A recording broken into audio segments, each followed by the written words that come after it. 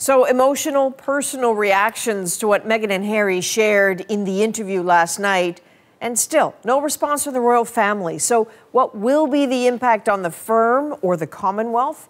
Joining us, author, lawyer, and women's rights activist Shola Mos-Shogbamimu and royal correspondent for the Sunday Times, Roya Nikkhah.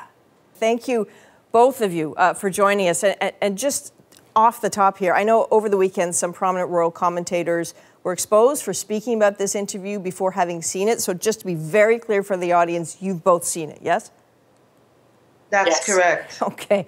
And so, if I may, Shola, to begin with you, I know that my jaw hit the ground a few times. I don't know what I expected from it, but I was certainly surprised. Can you walk me through what stood out for you as the most jarring part of that 2 hours?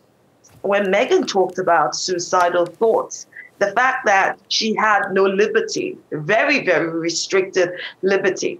I remember thinking it really odd that she had to hand in her passport. I'm thinking, why would you need to do that? Why would the institution expect that from you? But of course, it got much worse, particularly when she shared the conversations around the concern of the skin color of her son, Archie. Mm-hmm. And that's when I knew, oh my God, this is getting worse by the minute. We knew without a doubt that racism is at the root of why Harry and Meghan felt they were not supported. They also explained how the palace or the institution would go on record about the most ridiculous stories, but would not lift a finger to go on record about any stories out there about them. Okay, so there's a lot there. Roya, anything different stand out for you? Well, I mean, the first thing I would say is I would just, as a royal correspondent who works with the principals and the households, mm-hmm. It's not accurate to say that royal aides did not, go out of their way to try and guide and overturn stories that weren't true. They did, and I have first-hand experience of that. I think for me, the thing that really stood out was how broken Harry feels his relationship is with close members of his family. His brother and his father. He talked about the fact that he and his father were on non-speakers for quite a long time. And I think although, he kept saying, I respect Her Majesty the Queen, and, Meghan said, she gave an affectionate anecdote about her. If you lay blows on members of the royal family and the institution of which the Queen is head, you are really taking pot shots at the Queen herself. So, given your experience, Roya, I'm curious, what do you think the consequences are for the institution that is the royal family of Meghan and Harry saying that for example, racism coursed through their lives and that at least one senior royal was concerned about Archie's skin color? Well, I mean, those are really disturbing and upsetting claims. And what will be absolutely key is how Buckingham Palace respond to this. And, I think my understanding is that they will try and respond to this within the next 24 hours or quite soon. Because whatever they say next, however they respond to it, and I think they will need to go into, quite serious detail to rebut or confirm those allegations in their statement. Because otherwise, there'll be a narrative that's unchecked of an institution and a family. And by not naming which member of the family they're talking about, all members of the royal family now come under suspicion as being racist. And that's very damaging. As speaking to you from a Commonwealth country, I know there are lots of other Commonwealth nations that are asking questions about the institution today. Do you think, Roya, that there is a consequence for the institution in terms of its place in other Commonwealth countries? The monarchy has a huge, the Queen commands a huge amount of respect across the Commonwealth, particularly in the Commonwealth realms.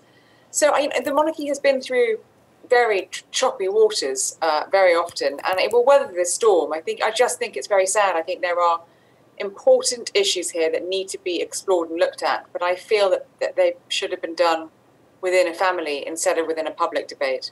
I agree with you, because I would have thought that the elders in the family would have put their arms around Harry and Meghan. It really isn't rocket science. If she needs help, give her the help she needs. If they need support, give them the support they need. It's not rocket science. But because the elders, this might not even be the Queen, it might be the Queen. The only reason we mention the Queen is because she's the head of the family. But the only reason this got out the way it did is because the family failed to deal with it within the family. And then, of course, it spilled out into the public. And because all of the negative coverage against Harry and Meghan were never, the family never went on record, the palace never went on record to reject it, to say that is wrong. Harry and Meghan now feel they have no choice. To each of you, I'm wondering what you think needs to happen now, both in terms of the royal family and this couple, because surely this interview does not just sit there. No, I don't think it will. This is huge. It can't just be dismissed, and it won't be dismissed. So I think there are issues that need to be very carefully looked at. I think the family ties are probably very, very, very badly damaged. Mm-hmm. And I'm sure those will be healed anytime soon. But I think there needs to be, just a more measured approach to all of this. It feels like the narrative has become extremely heated and divisive. It's very sad. Roya, thank you. And Shola, one last thought to you. Is it possible for them to heal the rift? Of course. I mean, what they're going through is not unique to them. Many families have this. It's not beyond repair.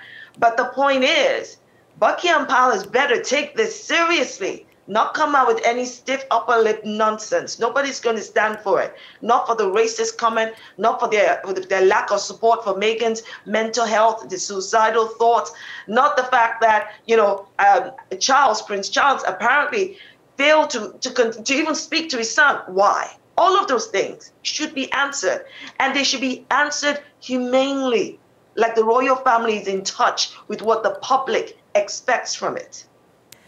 Shola Mos-Shogbamimu and Roya Nikkhah, thank you both for your time. We appreciate it.